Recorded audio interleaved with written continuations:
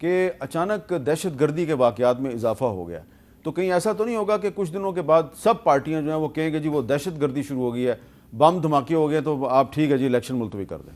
دیکھیں پہلا تو ان کی بات کا ایک جواب دے دوں، اگر ان کو یہ یقین ہوتا ہے یہ جیت سکتے ہیں نا، یہ 60 دن میں الیکشن کراتے ہیں، یہ ساری پی ڈی ایم کی جماعتیں انکلوڈنگ پیپلز پارٹی، ان کو پتہ ہے کہ یہ نہیں جیت سکتے، ان کو پتہ ہے کہ پی ٹی آئی کا جو لیٹسٹ گیلپ سروے ہے وہ بھی 70% پی ٹی آئی کو اور عمران خان کو شو کر رہا ہے۔ اچھا اب اس کے بعد گو کہ اس کے اوپر میرے الگ اعتراضات ہیں کہ کیونکہ ایک پارٹی تو نہیں ہے، ایک ادارے کو 88% کی جو افادیت دی گئی وہ الگ بات ہے، لیکن مجھے یہ بتائیں اس ادارے سے تو ہمارا تو کوئی تعلق نہیں نا، لوگوں کی کوئی لڑائی نہیں ہے، لوگوں کی تو کوئی لڑائی نہیں، وہ تو 100% ہونا چاہیے۔ اس ادارے کے کچھ افراد جو سیاست میں مداخلت کرتے ہیں وہ غلط ہے، ان سے لڑائی ہے، بس یہ ادارے سے عوام کی کوئی لڑائی نہیں ہے۔ اس میں تو 100% عوام کو ان کے ساتھ ہونا چاہیے تھا، 88% نہیں۔ ہاں وہ ادارہ ہماری حفاظت کا ذمہ دار ہے، اس کے بغیر ہم کیسے آگے چل سکتے ہیں؟ 100% ہونا چاہیے تھا، 88% بھی نہیں، یہ بھی غلط ہے۔ لیکن جو اشخاص اس میں سیاست میں ملوث ہیں، ہم یہ کہتے ہیں وہ تمہارا کام نہیں ہے، let the people should decide. اس کے لیے مقبولیت کو قبولیت کی شرط نہ رکھیں۔ لیکن جو آپ نے سوال کیا، مجھے بتائیں یہ جو کے پی اور پنجاب کے الیکشن کا التوا ہوا، اس کے لیے صرف 2 وجوہات ہیں۔ ایک جی فائنانس کہتا ہے پیسے نہیں ہیں، ہمارے پاس تو پیسے ہی نہیں ہیں، کیونکہ ہمارے پاس کھانے کو پیسے نہیں ہیں، تو آپ پیسے کہاں سے نکالیں گے، اور نہیں دیے انہوں نے۔ دوسری وجہ کہ جناب ساری فوج بزی ہے بارڈرز پہ، اور اتنے دہشت گردی کے واقعات ہو گئے، بلکہ ایک جو الیکشن کمیشن نے ریزن دیا، عجیب سی بات ہے، فیصلہ پہلے سائن شدہ ہے، کہا کہ 2 مہینے 15 دن بعد اس دن یہ واقعہ ہو گیا، اس دن یہ واقعہ ہو گیا، اس کو ریزن بنا کے وہ عدالت میں پیش کر دیا کہ یہ ڈیسیژن ہے ہمارا، یعنی فروری کا ڈیسیژن ہے، اور کہا کہ 16 فروری کو 8 کا کہیں ڈیسیژن ہے۔ دیکھیں یہ کچھ بھی کر لیں، کوسچن یہ ہے کہ پی ٹی آئی اپنے مرضی کے فیکٹس ٹویسٹ کر کے مطلب نکالنے کی کوشش کرتے ہیں۔ جو الیکشن پنجاب اور کے پی کا نہیں ہوا، اس کی 2 وجوہات تھیں۔ ایک وجہ تو یہ تھی کہ اس وقت بھی یہ کہا گیا کہ چونکہ باقی ملک کے اندر مردم شماری ہو رہی ہے، یہ نہیں ہو سکتا کہ آدھے ملک کے اندر نئی مردم شماری پہ الیکشن ہو اور آدھے میں پرانی پہ ہو۔ اور دوسری بات، اگر اس وقت پنجاب کے اندر الیکشن ہو جاتا تو ہمیشہ کے لیے پنجاب کی پاکستان کے انتخابی عمل پہ اجارہ داری ہو جاتی۔ جو پنجاب میں حکومت بناتا وہ قومی اسمبلی کو کنٹرول کرتا، اور جو پنجاب میں ہار جاتا وہ اس کے بعد اس کا انتخابی چانس ختم ہو جاتا۔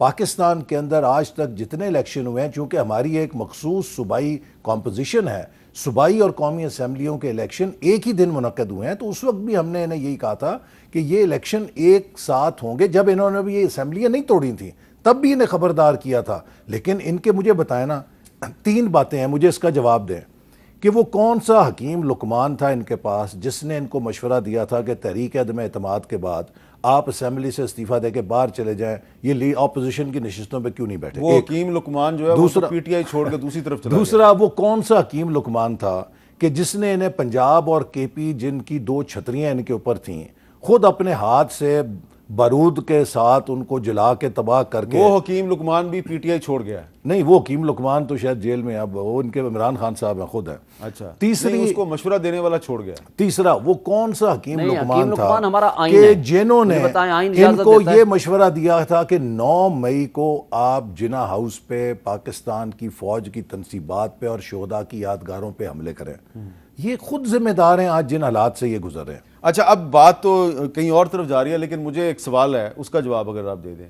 آپ کو لگ رہا ہے کہ جنوری یا فروری 2024 تک فیض آباد دھرنا کیس پہ جو سپریم کورٹ کا فیصلہ ہے اس پہ عمل درآمد ہو جائے گا، اور اس کے بعد پاکستان کی پولیٹیکل ڈائنامکس تبدیل ہو جائیں گی؟ مجھے تو مشکل لگتا ہے۔ مشکل لگتا ہے اس لیے اگر ہو گیا تو واقعی یہ ایک سنگ میل ثابت ہوگا ہماری تاریخ کا، اس لیے کہ تمام آئینی ادارے اپنی اپنی حدود میں رہ کر کام کریں۔ یہ ہے بیسک تھیم، کیونکہ یہ تسلسل ہے اس ججمنٹ کے امپلیمنٹیشن کا جو کہ آج تک نہیں ہوئی۔ آج مجھے بتائیں جن بندوں نے کو اٹھایا گیا، شیخ رشید کے ساتھ جو بندہ اغوا ہوا تھا اب واپس آ گیا، ایک شخص واپس آ گیا پی ٹی آئی کا، باقی لوگ نہیں آئے۔